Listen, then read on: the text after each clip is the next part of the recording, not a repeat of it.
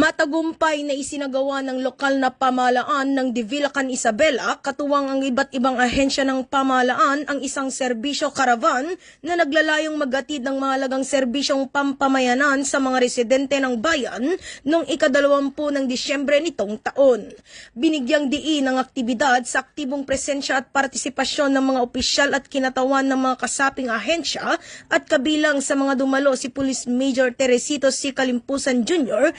hepe ng pulisya ng Divilacan na nagpaabot ng buong suporta ng Philippine National Police sa mga programang naglalayong maghatid ng serbisyong pangkomunidad, magpatibay ng kapayapaan at kaayusan at tumugon sa mga ugat ng insurhensiya sa lugar. Nagbigay ang serbisyo karaban ng iba't ibang tulong at serbisyo, kabilang ang medical mission, pamamahagi ng mga kagamitang pambukid at pamamahagi ng mga punla na may layuning mapabuti ang kalusugan, kabuhayan at pangkalahatang kapakanan ng mga lokal na residente.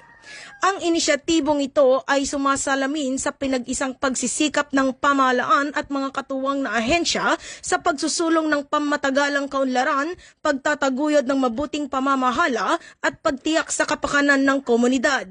Sa pamamagitan ng patuloy na pagtutulungan ng lahat ng stakeholder, layunin ng programa na bigyan kapangyarihan ang mga barangay, palakasin ang partisipasyon ng komunidad at isulong ang bisyon ng isang ligtas, maunlad at mapayapang Divilacan, Isabela na malaya sa insurhensiya. Mula dito sa lalawigan ng Isabela, ako ang inyong Police News Network Correspondent, Patrolwoman Jerilyn Colico, alagad ng batas, tagataguyod ng balitang pulis.